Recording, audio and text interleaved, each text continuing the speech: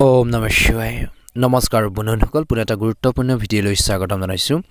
মেঘ ৰাশি জাতক জাতিকাসকলৰ ছেপ্টেম্বৰ মাহৰ সম্পূৰ্ণ ৰাশিফল ভিডিঅ'লৈ স্বাগতম জনাইছো এই ৰাশিফলৰ ভিডিঅ'টো হৈছে চন্দ্ৰমা গতি আধাৰিত ৰাশিফল বন্ধুসকল মেঘ ৰাশিৰ লোকসকলৰ বাবে ছেপ্টেম্বৰ মাহটো অত্যন্ত শুভ হ'বলৈ গৈছে সকলো ধৰণৰ সমস্যাৰ কিছু আপোনালোকৰ সমাধান বা সলিউশন নিশ্চয়কৈ লাভ কৰিব যদিহে এই ৰাশিৰ লোকসকলে নিজৰ সময় আৰু শক্তিৰ সম্পৰ্ক সঠিকভাৱে ব্যৱহাৰ কৰে নিশ্চয়কৈ ভাল এটা প্ৰতিফলন দেখিব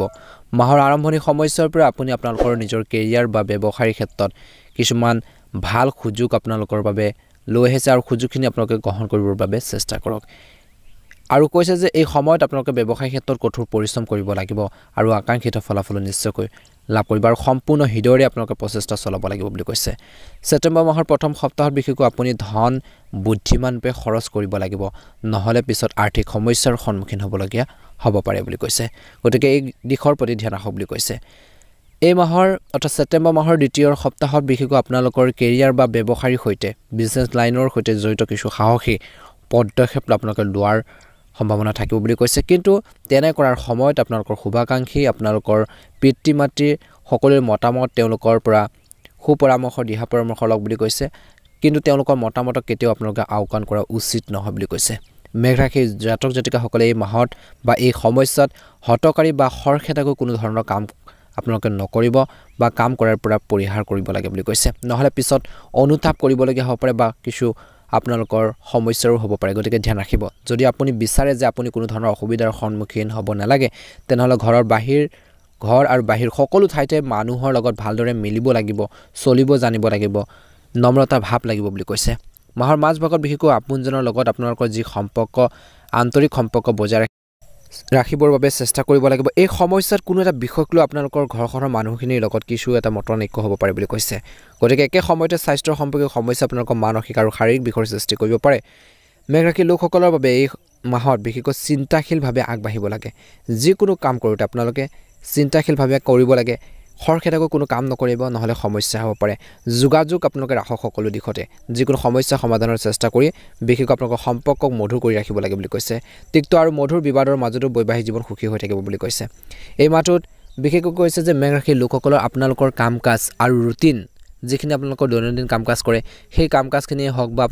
আপোনালোকৰ কৰ্মৰ ক্ষেত্ৰতে হওক বা ঘৰৰ ক্ষেত্ৰতে হওক যিখিনি আপোনালোকৰ ৰুটিন ফ'ল' কৰে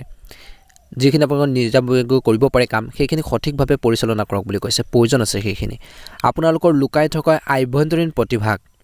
আপোনালোকে বুজি লওক নিজৰ মনত যে কিবা বা আপোনালোকৰ যে কিবা এটা কৰিব পাৰে সেই প্ৰতিভাখিনি আপোনালোকে বুজিব লাগিব বুলি কৈছে ব্যৱহাৰ কৰক ই আপোনালোকক বহুত বেছি মানসিক শান্তি দিব বুলি কৈছে যিকোনো পলিচি ইত্যাদিৰ বিনিয়োগৰ পৰিকল্পনাও কৰা হ'ব পাৰে কিছু সংখ্যক লোকৰ এই সময়ত কৈছে যে কোনো প্ৰতিযোগিতাত যুৱক যুৱতীসকলে সফলতা লাভ কৰাৰ সম্ভাৱনা আছে সেই আপোনালোকৰ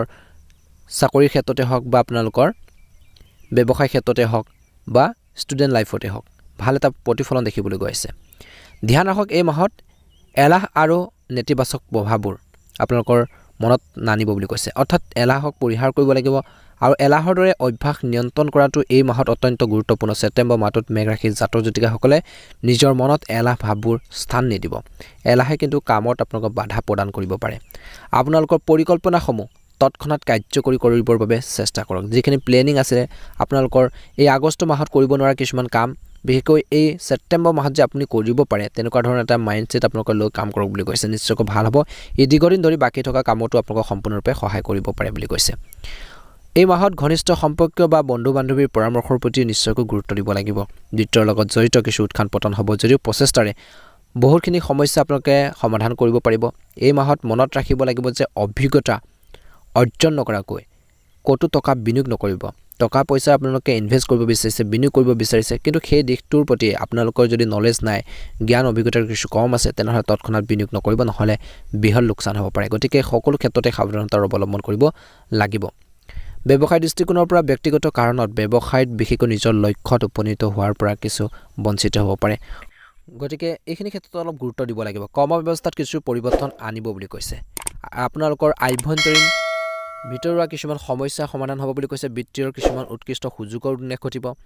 এই মাহত বিশেষকৈ মাহৰ মাজভাগৰ সমস্যাখিনিতো বিশেষকৈ ব্যৱসায় ক্ষেত্ৰত এটা ভাল প্ৰতিফলন দেখিবলৈ গৈছে। নিয়োজিত লোকসকলে এটা ডাঙৰ প্ৰকল্প সম্পূৰ্ণ কৰিবলৈ বহুত বেছি কষ্ট কৰিব লাগিব। এই মাহত সহকৰ্মীসকলৰ সৈতে সমন্বয় বজাই ৰখাৰ প্ৰতি গুৰুত্ব দিব লাগিব বুলি কৈছে। জীৱনসংগীৰ মাজত উপযুক্ত সম্প্ৰীতি থাকিব, যাৰ বাবে সম্পৰ্কবোৰ অধিক ঘনিষ্ঠ হৈ পৰিব। প্ৰেমৰ সম্পৰ্কৰ বিষয়ত চিন্তাশীলভাৱে আগবাঢ়ি যাওক, নহ'লে আপোনালোকৰ বিশেষকৈ সন্মানত প্ৰভাৱিত হ'ব পাৰে বা কিছু নিগেটিভ প্ৰভাৱ পৰিব পাৰে, ইমেজটো বেয়া হ'ব পাৰে। গতিকে অলপ সাৱধান হওক বুলি কৈছে। স্বাস্থ্যৰ দৃষ্টিকোণৰ পৰা কিছু লোকৰ অত্যধিক ব্যস্ততাৰ বাবে শাৰীৰিক আৰু মানসিক অৱসাদ আহিব পাৰে। এই মাহত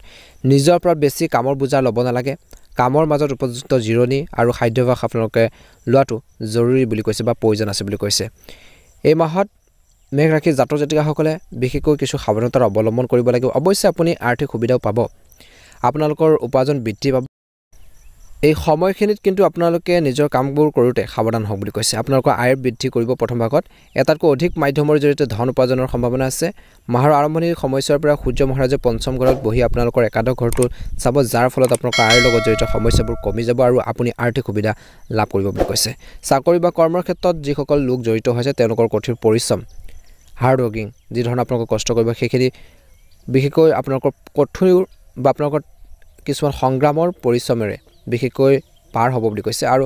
এটা ইতিবাচক প্ৰতিফলনো দেখিব। ইয়াৰ বাবে আপুনি সাজু থাকিব লাগিব। ব্যৱসায়ীসকলৰ বাবে মাহটো অলপ কিছু দুৰ্বল হ'ব পাৰে প্ৰথম আৰম্ভণি সময়ছোৱাত, কিন্তু আপোনালোকৰ সেইখিনি লাহে লাহে ঠিক হ'ব। আৰু কৈছে যে বিশেষকৈ এই সময়খিনিত ছাত্ৰ ছাত্ৰীসকলৰ বাবে অনুকূল হ'ব। আৰু কৈছে যে পঞ্চম স্থানত প্ৰভুৰ পঞ্চম স্থানত আপোনালোকৰ উপস্থিত থাকিব আৰু আপোনালোকৰ শক্তিশালী দিশ দেখুৱাব। আপুনি কঠোৰ পৰিশ্ৰমৰ জৰিয়তে আগবাঢ়ি যাব, শিক্ষাত সফলতা লাভ কৰিব। প্ৰেমৰ সম্পৰ্কত কিছু উত্থান পতন হ'ব পাৰে, তথাপিও আপুনি আপোনালোকৰ প্ৰিয়জনক সুখী কৰি ৰাখিবৰ বাবে যিমান পাৰে চেষ্টা কৰিব। মাহটোৰ প্ৰথম ভাগত বিশেষকৈ বৈবাহিক জীৱনত কিছু দুৰ্বল হ'ব পাৰে, গতিকে ধ্যান ৰাখক। পাৰিবাৰিক জীৱন স্বাভাৱিক হ'ব আৰু স্বাস্থ্যৰ ক্ষেত্ৰতো এটা গুৰুত্বপূৰ্ণ ভূমিকা ল'ব পাৰিব। এই মাহত বিশেষকৈ কৰ্মৰ ক্ষেত্ৰত দেখা পোৱা গৈছে যে আপোনালোকৰ কঠোৰ পৰিশ্ৰমে ভাল ফল দিব। বহুত বেছি কষ্ট আপোনালোকৰ হ'ব বুলি কৈছে। সময় আপোনালোকৰ কিন্তু লাগিব উন্নতৰ ফলাফল দেখিবৰ বাবে, গতিকে কঠোৰ পৰিশ্ৰম কৰিব লাগিব, তেতিয়াহে সমস্যাৰ পৰা ওলাই আহিব পাৰে। এই সময়খিনিত কৈছে যে যদিও আপোনালোকৰ 16 ছেপ্টেম্বৰৰ পৰা সূৰ্য কন্যা ৰাশিত আপোনালোকৰ ষষ্ঠ স্থানলৈ আপোনালোকৰ স্থানান্তৰিত হ'ব, তাৰপিছত আপোনালোকৰ চাকৰি বা কৰ্মৰ ক্ষেত্ৰত ভাল এটাৰ সম্ভাৱনা গঠন হ'বলৈ আৰম্ভ কৰিব পাৰে বুলি কৈছে। সেই কৰ্মৰ ক্ষেত্ৰত সাৱধানতাৰ অৱলম্বন কৰিব লাগিব। কিছুমান ক্ষেত্ৰত কাৰোবাৰ কথা শুনা আৰু আপোনালোকৰ ফালৰ পৰা কাৰোবাৰ বিষয় বেছিকৈ কোৱাৰ পৰা বিৰত থাকিব লাগিব কৰ্মৰ ক্ষেত্ৰত। গতিকে আনৰ কথা বেছিকৈ ডিছকাছ নকৰিব। আপোনালোকৰ যি ধৰণে ভাবি আছিল সেই ধৰণৰ মনোভাৱবোৰ মানুহৰ কমি যাব পাৰে, গতিকে ধ্যান ৰাখিব লাগিব। সহকৰ্মীসকলৰ আচৰণ আপোনাৰ বাবে মিশ্ৰিত হ'ব। কিছুমানে আপোনালোকক সহায় কৰিব, আন কিছুমানে আপোনালোকক নিন্দা কৰিব পাৰে, গতিকে অলপ সাৱধান হ'লে আপুনি এই সমস্যাবোৰৰ পৰা হাত সাৰিব পাৰিব বুলি কৈছে। যদি আপুনি কোনো ব্যৱসায় কৰে তেন্তে মাহৰ প্ৰথম ভাগত অলপ দুৰ্বল হ'ব পাৰে। সপ্তম স্থানৰ অধিপতি শুক্ৰ মহাৰাজ ইয়াৰ দুৰ্বল ৰাশিত কন্যা ৰাশিত অৰ্থাৎ ষষ্ঠ স্থানত আপোনালোকৰ স্থাপন কৰা হ'ব। সেয়ে এই সময়খিনিত অলপ আপোনালোকে এক্টিভ থাকিব। সেই ব্যৱসায়ত উত্থান পতন হ'ব পাৰে। আপোনালোকৰ পৰিকল্পনা সফল হ'বলৈ সময় লাগিব আৰু কিছুমান বাধাৰ সন্মুখীন হ'ব পাৰে। আপোনালোকৰ কিছুমান বিৰোধীয়ে মূৰ তুলিব পাৰে, গতিকে আপুনি সাৱধান হোৱাটো উচিত। এই সময়ছোৱাত ব্যৱসায়িক ক্ষেত্ৰত বিশেষকৈ নিয়োজিত বা লোকসকলে সাৱধান হ'ব লাগিব আৰু বিনিয়োগ কৰাৰ সময়ত চিন্তাধাৰা গঢ় লৈ উঠিব, যাৰ যত্ন ল'ব লাগে আৰু আগুৱাই নিব লাগে। এই সময়খিনিত বিশেষকৈ ব্যৱসায়ৰ ক্ষেত্ৰত অগ্ৰগতিও আপোনালোকৰ দেখা পোৱা গৈছে। মাজভাগত কিছু নতুন পৰিকল্পনা আৰম্ভ হ'ব। পুৰণি আঁচনিবোৰৰ ওপৰত থকা যি বিৰতিও এতিয়া যে আঁতৰাই দিয়া হ'ব বুলি কৈছে, সেইবোৰ পুনৰ আৰম্ভ হ'ব পাৰে। ইয়াৰ ফলত আপোনালোকৰ ব্যৱসায় গতি লাভ কৰিব, আপুনি আগবাঢ়ি যোৱাৰ এটা ভাল অপৰচুনিটি পাব পাৰে। যদি আপোনালোকৰ আৰ্থিক অৱস্থাৰ কথা ক'বলৈ যাওঁ, এই মাহত বিশেষকৈ আপোনালোকৰ আয়ৰ ধাৰাবাহিকতা থাকিব বুলি কৈছে। আপোনালোকৰ দৈনিক উপাৰ্জন ভাল হ'ব, আয়ৰ কোনো আপোনালোকৰ হ্ৰাস নহ'ব। পঞ্চম স্থানত বহি থকা সূৰ্য মহাৰাজেও নিজৰ ৰাশিত থাকিব আৰু আপোনালোকৰ আৰ্থিক সুবিধা প্ৰদান কৰিব বুলি কৈছে। চৰকাৰী খণ্ডৰ পৰা সুবিধা লাভ কৰিব পাৰে। এই সময়ছোৱাত আপোনালোকৰ আৰ্থিক অগ্ৰগতি বাঢ়িব, কিন্তু গোটেই মাহটো দ্বাদশ ঘৰত ৰাহুৰ উপস্থিতি আপোনালোকৰ খৰচৰ যোগফল স্থিৰ কৰি ৰাখিব। ইয়াৰ ফলত আপোনালোকৰ প্ৰথম ভাগৰ সূৰ্য ষষ্ঠ স্থানত থাকিব, যাৰ বাবে খৰচো স্থিৰ হৈ থাকিব বুলি কৈছে। এই সময়খিনিত খৰচ অতি দ্ৰুতগতিত বৃদ্ধি পাব পাৰে। এই মাহত আপোনালোকৰ বাবে নিয়ন্ত্ৰণ বজাই ৰখাটো অতিকৈ গুৰুত্বপূৰ্ণ বুলি কৈছে, নহ'লে আপোনালোকে পাছত সমস্যাৰ বা অসুবিধাৰ সন্মুখীন হ'বলগীয়া হ'ব পাৰে। স্বাস্থ্যৰ দৃষ্টিকোণৰ পৰা এই মাহত আপোনালোকে অলপ ধ্যান ৰাখিব লাগিব বুলি কৈছে। আপুনি পেটৰ লগত জড়িত কিছু সমস্যাৰ সন্মুখীন হ'বলগীয়া হ'ব পাৰে। ডায়েবেটিছ ৰোগে অধিক সমস্যাৰ সন্মুখীন হ'বলগীয়া হ'ব পাৰে, সাৱধান হ'ব। আপোনালোকৰ স্বাস্থ্য আৰু খাদ্যাভ্যাসৰ প্ৰতি সমানে গুৰুত্ব দিয়ক বুলি কৈছে। যদি আপুনি কোনো ঔষধ খাইছে, যদি হেল্থৰ প্ৰব্লেম চলি আছে বহু দিনৰ পৰা, তেন্তে নিয়মিতভাৱে খাই থাকিব লাগে। সঠিকভাৱে বিৰতি লওক বুলি কৈছে। জিৰণিৰ প্ৰয়োজন আছে। ইয়াৰ দ্বাৰা আপুনি এই সমস্যাবোৰৰ পৰা মুক্তি পাব পাৰিব। মাহৰ দ্বিতীয়াৰ্ধত বিশেষকৈ যেতিয়া আপুনি অৰ্থাৎ যেতিয়া ইয়াৰ পৰা সূৰ্য যাত্ৰা কৰিব, তেতিয়া সমস্যাবোৰ কমি যাব বুলি কৈছে কিন্তু সূৰ্য আৰু বুধ ষষ্ঠ স্থানত থাকি আপোনালোকৰ ৰাহু কেতুৰ প্ৰভাৱত বিশেষ কষ্ট পাব পাৰে সেই আপুনি গুৰুত্ব দিব লাগিব নিজৰ হেলথৰ ক্ষেত্ৰত মাহটোৰ আপোনালোকৰ স্বাস্থ্যৰ ক্ষেত্ৰত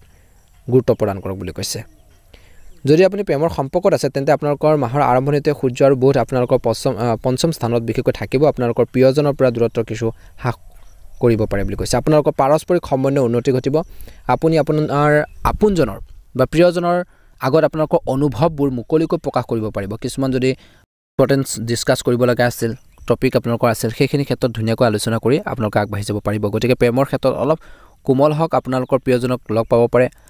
আৰু আপোনালোকৰ ভাৱৰ আদান প্ৰদান হ'ব বুলি কৈছে দ্বিতীয় অধ্যায়ত বিশেষকৈ কৈছে যে মাহৰ আপোনালোকৰ 16 ছেপ্টেম্বৰ এই সময়খিনি কৈছে যে কন্যা ৰাশি ষষ্ঠ স্থানলৈ সূৰ্য স্থানান্তৰিত হ'ব তেতিয়া পৰিস্থিতি আৰু বেছি বেয়া হ'ব পাৰে ইজনে সিজনৰ লগত কাজিয়া হ'ব পাৰে গতিকে সাৱধান হ'ব বুলি কৈছে এই সময়ত আপোনালোকে ইজনে সিজনৰ আবেগক বুজি পাব লাগিব বুলি কৈছে নহলে আপোনালোকৰ সমস্যা হ'ব পাৰে এনেকুৱা কাম কৰিব নালাগে যাৰ ফলত আপুনি সমাজত অপমানৰ সন্মুখীন হ'ব পাৰে পাৰস্পৰিক সম্বন্ধ উন্নত কৰক বুলি কৈছে আৰু আপোনালোকৰ সম্পৰ্কত মৰ্যাদাপূৰ্ণ হৈ থাকক বুলি কৈছে ইয়াৰ ফলত আপোনালোকৰ সম্পৰ্কটো ভাল হ'ব বিবাহিত লোকসকলৰ কথা ক'বলৈ যাওঁতে এই সময়খিনিত আপোনালোকৰ বৈবাহিক জীৱনত বাবে অনুকূল বুলি ক'ব নোৱাৰি ইমান বেছি কিয়নো আপোনালোকে দুয়োৰে মাজত সমন্বয়ৰ কিছু অভাৱ ঘটিব পাৰে সম্পৰ্কত উত্তাপ থাকিব ইজনে সিজনক বিশেষকৈ বুজাত সমস্যা হ'ব পাৰে ইয়াৰ ফলত আপোনালোকৰ পাৰিবাৰিক সম্পৰ্কত প্ৰভাৱ পৰিব পাৰে কিন্তু 18 ছেপ্টেম্বৰৰ পৰা বিশেষকৈ শুক্ৰ তুলা ৰাশিত আপোনালোকৰ সপ্তম ঘৰলৈ ঘূৰি আহিব যাৰ বাবে এই পৰিস্থিতি উন্নত হ'বলৈ আৰম্ভ কৰিব আৰু আপুনি আপোনালোকৰ সমস্যাবোৰ সমাধান কৰিবৰ বাবে চেষ্টা কৰি থাকিব বুলি কৈছে আপোনালোকৰ বৈবাহিক জীৱনটো উন্নত কৰিবলৈ বহুত বেছি ভাল কৰিবলৈ আপোনালোকে চেষ্টা কৰক বুলি কৈছে সম্ভৱ হ'লে তেওঁলোকৰ বাবে কিছু নতুন উপহাৰ কিনিব পাৰে কিবা এটা গিফট দিয়ক বাহিৰলৈ ওলাই গৈ তেওঁলোকৰ লগত কিছু টাইম স্পেন্ড কৰক সময় কটাব লাগে ইয়াৰ পৰা আপোনালোকৰ বা ইয়াৰ ফলত আপোনালোকৰ বৈবাহিক জীৱন আৰু বেছি মধুৰ হৈ পৰিব বা সম্পৰ্কবোৰ উন্নত হ'বলৈ আৰম্ভ কৰিব গতিকে সেইখিনি প্ৰয়োজন আছে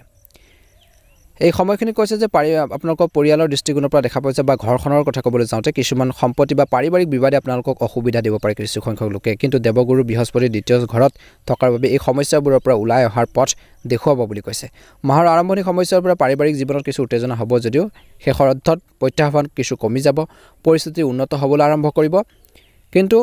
মাতৃৰ স্বাস্থ্যৰ কিছু অৱনতি ঘটিব পাৰে সাৱধান হ'ব গতিকে তেওঁলোকৰ স্বাস্থ্যৰ প্ৰতি আপোনালোকে সমান যত্ন লওক বুলি কৈছে অৱশ্যে কৈছে যে মাহৰ শেষৰ ফালে আপোনালোকৰ স্বাস্থ্য উন্নতি ঘটিব আৰু ঘৰৰ পৰিৱেশো লঘু হৈ পৰিব আপোনালোকৰ ঘৰখনৰ মানুহখিনিৰ লগত তৰ্ক পেচাল হ'ব পাৰে কিন্তু সময়ৰ লগে লগে তেওঁলোকে বিশেষকৈ আপোনালোকক সহায় কৰিব বুজি পাব কি ধৰণৰ আপোনালোকৰ কথা বতৰা কৈছিল কেনে ধৰণৰ কাৰ্য পেচাল হৈছিল সেইখিনি উপলব্ধি কৰিব তেওঁলোকে বুলি কৈছে গতিকে তেওঁলোকৰ ওপৰত বিশ্বাস ৰাখক আৰু যিমান পাৰি আপোনালোকে সহায় কৰক ঘৰৰ মানুহখিনিক ভাল হ'ব ইয়াৰ দ্বাৰা আপোনালোকৰ আপোনজনৰ মাজত সুসম্প্ৰীতি অটুট থাকিব যিটো পৰিয়ালৰ উন্নতিৰ বাবে অতি গুৰুত্বপূৰ্ণ হ'ব বুলি কৈছে এই সময়খিনিত যিকোনো কাম কৰোঁতে খৰখেদাকৈ নহয় শান্তিপূৰ্ণভাৱে কৰিবৰ বাবে চেষ্টা কৰক আনৰ কথা বতৰা শুনি আপোনালোকে যিকোনো ভুল সিদ্ধান্ত নল'ব বুলি কৈছে এই সময়খিনিত কৈছে যে বৈবাহিক জীৱনত আবেগবোৰ বুজি পাব লাগিব নহলে বহুত বেছি এটা ডাঙৰ সমস্যা হ'ব পাৰে গতিকে মেঘ ৰাশি জাতক জাতিকাসকলে যিমান পাৰে ইজনে সিজনৰ অনুভৱক ইজনে সিজনৰ আবেগক বুজি পাবৰ বাবে চেষ্টা কৰক বুলি কৈছে ঘৰুৱাৰ কিছুমান সমস্যা আপোনালোকক মূৰ তুলিব পাৰে গতিকে এই সময়খিনি ঘৰুৱাৰ সমস্যাখিনি কেনেকৈ সমাধান কৰিব পাৰি কেনেকৈ প্ৰবলেমখিনি সলভ কৰি আগবাঢ়ি যাব পাৰি তেনে ধৰণৰ চিন্তা কৰি আগবাঢ়িবৰ বাবে চেষ্টা কৰক বুলি কৈছে যিমান পাৰে আপোনালোকে অপ্ৰয়োজনীয় খৰচ নিয়ন্ত্ৰণ কৰক অযথা কামত আপোনালোকে সময় নেখেদিব আৰু বিশেষকৈ নিজৰ জীৱন সংগীৰ স্বাস্থ্য পাতিৰ ক্ষেত্ৰত ধ্যান ৰাখক ছাত্ৰ ছাত্ৰীসকলে অধ্যয়নৰ প্ৰতি একাগ্ৰতাৰ কিছু প্ৰয়োজন আছে স্থায়ী ক্ষেত্ৰত গুৰুত্ব প্ৰদান কৰক নিশ্চয়কৈ সুন্দৰ প্ৰতিফলন দেখিবলৈ সক্ষম হ'ব প্ৰতিকাৰ স্বৰূপে আপোনালোকে প্ৰতিদিনে